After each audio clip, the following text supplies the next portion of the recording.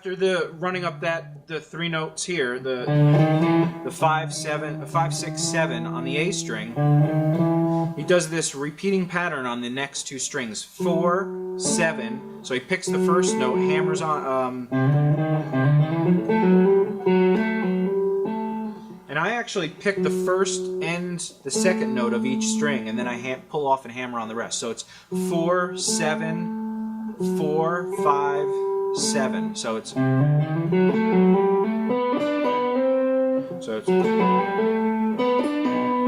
but here, instead of just going to this note, he does a chromatic run. So it's 4, 7, 4, 5, 7 on the D string. Next string is 4, 7, 4, 5, 6, 7. So chromatic. So the whole thing is.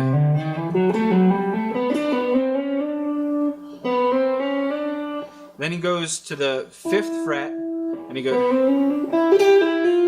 And here he does kind of the same thing. He goes 5, 8, back to 5, 6, 7. So it's.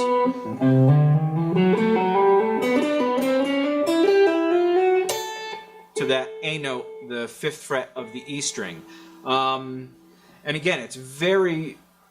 The rhythm's perfect, the hammer-ons, the tone, one's not louder than the other. Where I do it louder because I'm picking, and I like that pop personally. I like pop in certain notes. So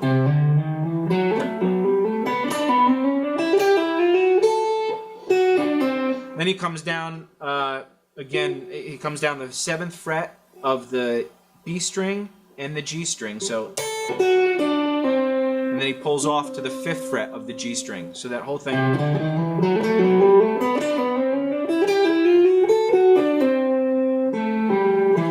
Then he walks down the scale from the 7th fret to the 5th fret to the 7th fret, and that's on the D string. Then the A string, it's the 7th fret. So that whole thing is.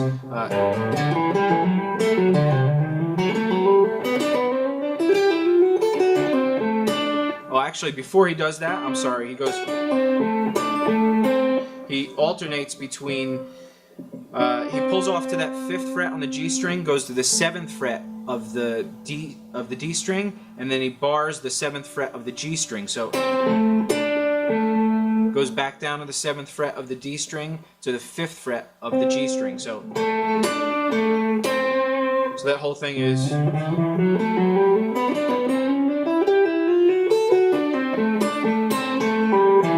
And that's where he walks down 7, 5 on the D string to the 7 of the A string.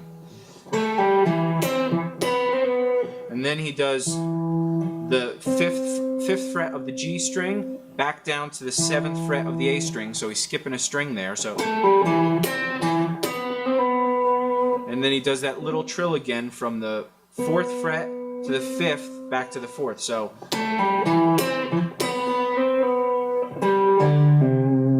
that whole thing is. I'm sorry.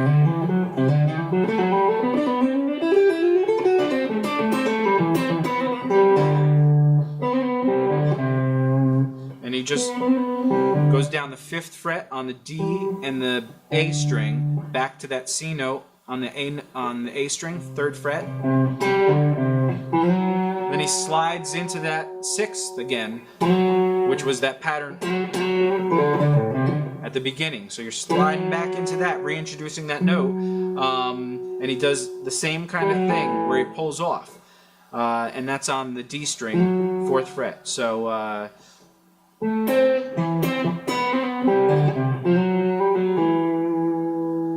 and then he just goes right back up to that. Instead of pulling off the open string there, he goes back to that 4th fret D string and kind of bends it. So then that's where he starts another motif where he kind of walks up the G string, certain notes, and kind of really pinches them and bends them. And that's just the second, all on the G string, 2nd fret, 4th fret, 7th fret, 9th fret, and 14th fret. So he goes. And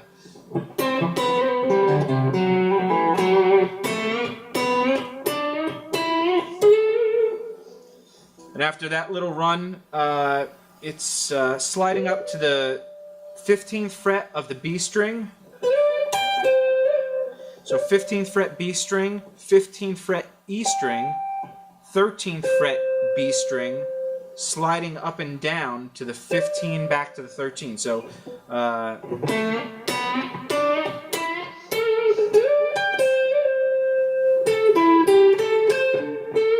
and that's just A minor pentatonic. So you just, after that slide, you roll down the 14th fret on the G and the D string. Then you go to the G string, 12th fret, 14th fret, B string, 13th fret. So it's, and then 13th fret B string back to the 14th fret of the G string. And that's the whole thing. And again, at first I thought the coolest part was that legato thing, and it is cool. And there's a certain thing I'm going to do a lesson on his legato style. There's a way he mixes scales and arpeggios that he might have borrowed it from Brett Garside. I don't know. I mean, that's the first person I ever saw really do that, and Tom really incorporates that style into a lot of his legato runs. So if you ever break down any of his legato runs, you'll see that it's just a mixture of, you know, it's not just scales doing legato. It's always it tends to always be a mixture of the scales mixed with an arpeggio here or there. So anyway, I hope you like that lesson. It's a really cool. There's so much I think to learn from it instead of just learning how to play that. And what I'm saying is, like, incorporate the fourths, the little motifs, the sliding from minor third to major third, bending from minor third, major third, fourth to flat five, do interval runs, arpeggios, all that kind of stuff. So, I mean, that's pretty much the essence of soloing, is all those things mixed together. And then, of course, think about your tone and your phrasing, and that's awesome. So anyway, I hope you really enjoyed that. Let me know. Please make comments down below. Let me know if you liked it. And again, not just that you liked it. Let me know if there was something that you really liked about it, or something that you didn't like about it, or if the explanations are too in depth. Because if I don't get too many comments, and you know, I start to feel like I'm going too in depth in these things, and maybe you guys just don't care about all those details. So let me know.